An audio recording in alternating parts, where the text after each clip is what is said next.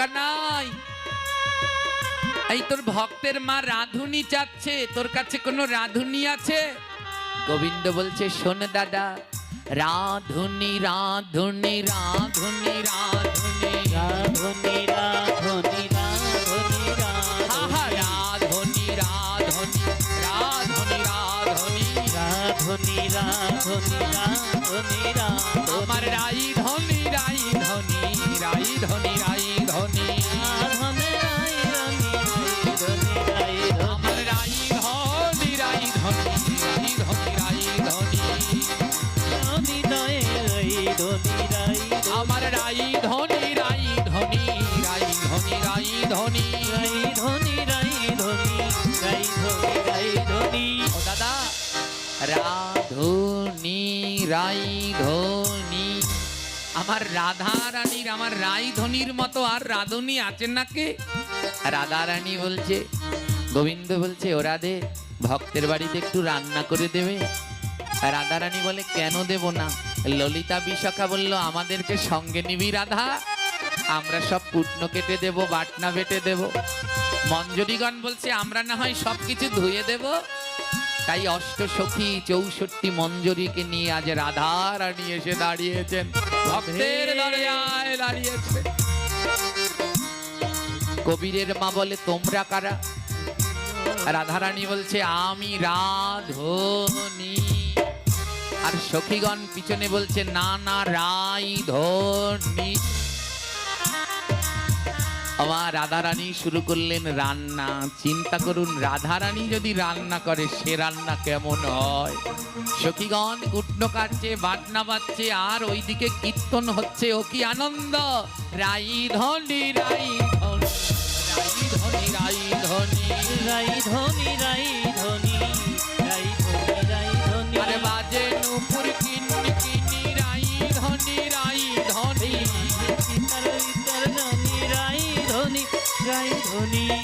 এবার রান্না হয়ে গেল। আর গোবিন্দ এসেছেন কোন রূপে? আমার গোবিন্দ কোন রূপে এসেছেন ভুলে গেলেন? ব্রাহ্মণ রূপে। ব্রাহ্মণ রূপে এসে গোবিন্দ বলে, ও গো রাধুনি, তোমার জন্য একখানা শাড়ি এনেছি। রাধে রাধে। শাড়িটা কার মা? জোরে বলুন। ওই কবিরের শাড়ি নিয়ে এসেছে ভগবান। কার শাড়ি কে পেল? এবারে কবির তো দুপুর বেলা এসেছে, রাধুনি আদি সবাই চলে গেছে, রান্না টান্না হয়ে গেছে, ভক্তরা প্রসাদ পাচ্ছে, ধুমধাম লেগে গেছে। কবির যখন গেটে বাড়ির দরজার সামনে এসছে, যারা যারা প্রসাদ পেয়ে যাচ্ছে, কবিরকে বলছে, ওরে কবির, এ কোন প্রসাদ, এ কোন রান্ধুনি এনেছিস? হ্যাঁ, এমন রাধুনির এমন প্রসাদের স্বাদ অমৃত, অমৃত রে কবির। কবির বলছে, আমি তো কিছুই বুঝতে পারলাম না। গুরুদেব পিছনে পিছনে বলে, আমিও তো কিছু বুঝতে পারলাম না। শাড়ি তো দিল ব্রাহ্মণকে, তাহলে আবার বৈষ্ণব সেবা হলো কি করে? গুরুদেব পিছন পিছন যাচ্ছে।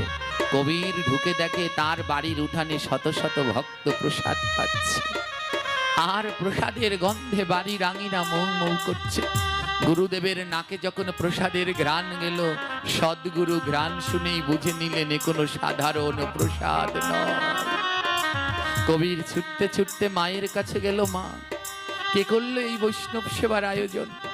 মা বলছে, বলিস না বাবা, প্রথমে 12টা ছেলে আসলো বাজার নিয়ে, 12টা ছেলে আসলো বাজার নিয়ে, আমি তো পড়লাম বিপদে, এত বাজার কি করব? তখন ভগবানকে ডাকছি, ঠাকুর একজন রাধুনি যদি পাঠাতে। কিছু সময়ের পরে একজন রাধুনি আসলে, জানিস সে রাধুনির রূপের কথা কি বলবো, যেন স্বয়ং রাধারানী এসেছে রে। আর তার সঙ্গে 8 জন এসেছে তার সাহায্য করার জন্য, আর সেই 8 জনকে সাহায্য করার জন্য আরো 64 জন এসেছে, জানিস সে কি আনন্দ। তারপরে বললাম আরেক মুশকিলে, ভোগ লাগাবে কে? আর তখন কোথা থেকে জানি এক ব্রাহ্মণ আসলো, সেই ব্রাহ্মণ এসে ভোগ লাগালো। আমার ব্রাহ্মণটা কে বলুন তো? স্বয়ং ভগবান নিজের মন্দিরে নিজের ভোগ নিজেই লাগালেন।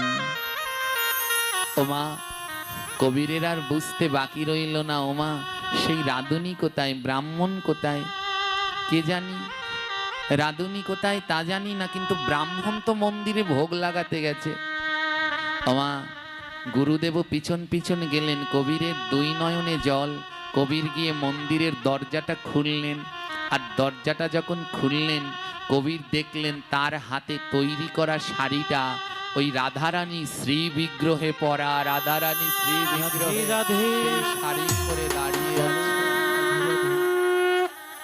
বুঝতে আর বাকি রইল না, ওই ব্রাহ্মণী স্বয়ং ভগবান কৃষ্ণ, আর যে রাধুনির জন্য শাড়ি এনেছিল সে আমার রাই ধনী।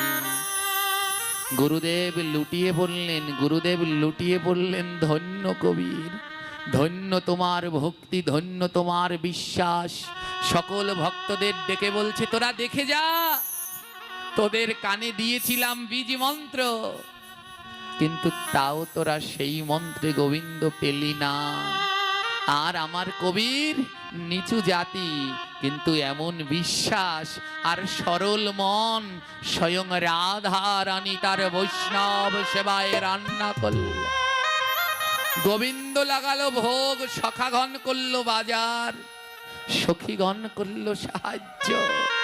ওরে তোরা দেখে যা, এই হলো বৈষ্ণব সেবা।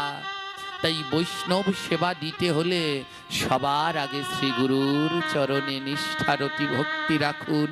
হে গুরু, তোমার সেবা তুমি দাও, যা দিতে পেরেছিলেন কবির।